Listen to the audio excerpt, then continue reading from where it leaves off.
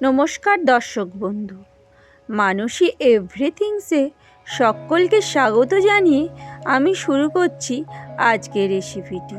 হ্যাঁ, আজকের রেসিপিটি হলো মাছের ঝাল। হ্যাঁ, সেটি কি মাছের? সেটি হলো আয়লা মাছের ঝাল। এই আয়লা মাছের ঝাল কেমন করে করেছি সেটি আপনাদের সঙ্গে আমি শেয়ার করব। এই নোনা মাছটি কেমন করে বানালে এর টেস্টটি খুব সুন্দর হবে সেটি আপনাদের সঙ্গে আজ দেখাবো। আমি আয়লা মাছগুলোকে গোটা আয়লা মাছগুলোকে অর্ধেক করে কেটে নিয়েছি, মানে একটি মাছকে দু টুকরো করে কেটে এটি রেসিপিটা বানিয়েছি। চলুন দেখা যাক রেসিপি। মাছগুলোকে অর্ধেক করে কেটেছি, মানে একটি মাছকে দু টুকরো করেছি। সেই মাছগুলোতে দিলাম হলুদ সামান্য, একটু লঙ্কার গুঁড়ো, হলুদ গুঁড়ো ও একদম সামান্য পরিমাণের নুন। এখানে নুনটা অবশ্যই সামান্য পরিমাণে দিতে হবে, কারণ এটি নোনা মাছ, মানে গাঙের মাছ। যে মাছগুলো থেকে আগে থেকে এর মধ্যে প্রচুর পরিমাণে নুন থাকে, তাই অবশ্যই এই মাছ রান্না করার সময় অল্প পরিমাণের নুন ব্যবহার করতে হবে, না হলে মাছটা বেশি নোনতা হয়ে যাবে আর মাছটি খাওয়া যাবে না। এইবার মাছগুলোকে ভালো করে ম্যারিনেট করে আমি কড়াতে সর্ষের তেল দিয়ে দিলাম সেই মাছগুলোকে ভেজে নিতে হবে। এই সমস্ত মাছ ভাজতে বেশি টাইম লাগে না, এই মাছগুলো খুব তাড়াতাড়ি ভাজা হয়ে যায়। জাস্ট একবার দুবার উল্টে পাল্টে দিলেই এই মাছগুলো ভাজা হয়ে যাবে,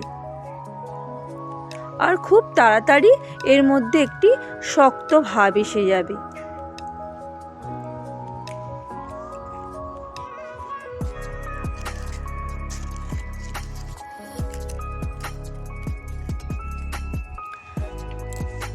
মাছ ভাজাটি ততক্ষণ হচ্ছে।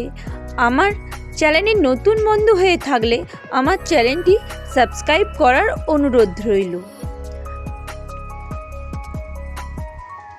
আর পাশে থাকা বেল আইকনটি অবশ্যই প্রেস করে দেবেন, যাতে আমি কোনো কিছু রান্না করলে আপনাদের কাছে সবার প্রথমে চলে যায়। সমস্ত মাছগুলো আমার ভাজা হয়ে গেছে। এবার মাছগুলোকে আমি একটি পাত্রে তুলে নেব এবং সেই তেলেতে দিয়ে দিলাম আমি পেঁয়াজ কুচি। আমি এখানে একটি বড় সাইজের পেঁয়াজকে কুচি করে নিয়েছিলাম, সেই পেঁয়াজটাই কড়ার মধ্যে দিয়ে দিলাম। দিয়ে পেঁয়াজটিকে একটু ভালো করে লাল লাল করে ভেজে নিতে হবে। পেঁয়াজগুলো ভাজা হয়ে গেলেই এর মধ্যে দিয়ে দিলাম টমেটোর পেস্ট আর একটু আদা রসুনের পেস্ট। 1 চামচ আদা রসুন বাটা ও একটি বড় সাইজের টমেটোকে আমি গ্রেট করে নিয়েছিলাম, সেটি এখানে ব্যবহার করলাম। সমস্ত মশলাগুলোকে দিয়ে ভালো করে কষিয়ে নিতে হবে।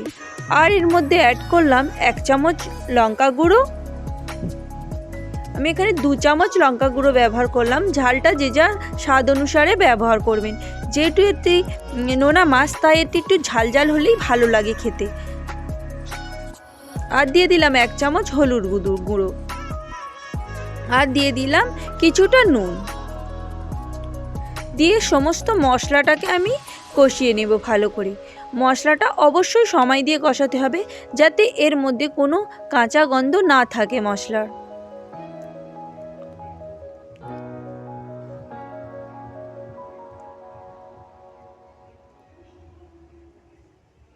আমার এই রান্না কে কোথা থেকে দেখছেন অবশ্যই কমেন্ট করে জানাবেন। এইভাবে সময় দিয়ে মশলাটাকে ভালো করে কষিয়ে নিতে হবে।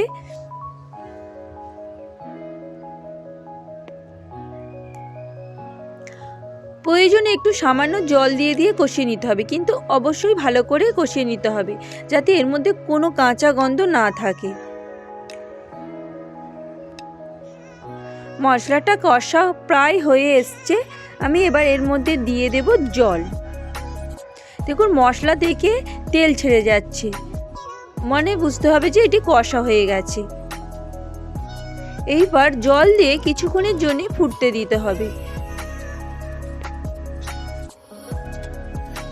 যখনই জলটি ফুটতে শুরু করবে তখন আমি এর মধ্যে দিয়ে দিলাম মাছগুলো দিয়ে কিছুক্ষণ আবার ফুটতে দিতে হবে, যাতে মাছের ফ্লেভারটা সম্পূর্ণ তরকারির মধ্যে যায়। সবার লাস্টে দিয়ে দিলাম ধনেপাতা কুচি দিয়ে হালকা হাতে নেড়ে চেড়ে নামিয়ে নিলেই হয়ে যাবে আমার আয়লা মাছের ঝাল। তাই আমার আয়লা মাছের ঝাল রেসিপিটা কেমন লেগেছে অবশ্যই কমেন্ট করে জানাবেন। আর আমার ভিডিওতে লাইক, কমেন্ট ও শেয়ার করার অনুরোধ রইল। আর চ্যানেলটি সাবস্ক্রাইব করারও অনেক অনেক অনেক অনুরোধ রইল। Thank you for watching. আবার আসবো নতুন আরেকটি ভিডিও নিয়ে।